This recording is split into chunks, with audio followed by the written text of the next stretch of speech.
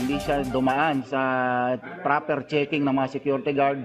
This was revealed in the initial investigation by the Zamboanga City Police Office regarding the shooting incident at Ateneo de Zamboanga University Junior High School, which left 2 students dead and 2 others injured. According to Police Colonel Fidel Fortaleza Jr., chief of the Zamboanga City Police Office, the student entered through a school ramp where no security personnel were assigned.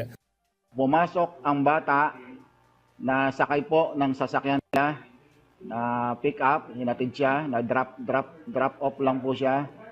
Tapos po, dumiretso siya sa ramp area kung saan hindi po talaga gate ng building. Doon po siya nagdaan.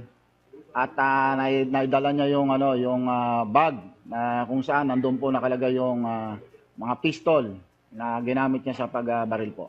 The weapon used belonged to the student's father, whose legal liability is currently being investigated. Authorities are still determining the motive of the student, while electronic devices have been submitted for forensic examination. Meantime, Ateneo de Zamboanga clarified that the ramp in question is designated for persons with disabilities and those with injuries. He emphasized that campus security personnel are sufficient, with guards stationed on every floor of the building.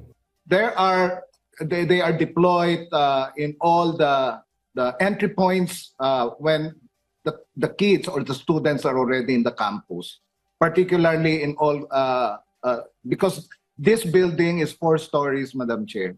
School records also show that the student graduated as a grade school valedictorian from the same institution. The school administration is currently providing psychosocial support for students and teaching staff, alongside heightened security across the entire campus. The live stream video of the incident has been removed from Facebook, and recommendations have been made to block the website where it remains accessible. The Cybercrime Investigation and Coordinating Center CICC is set to meet next week with Meta, Facebook's parent company.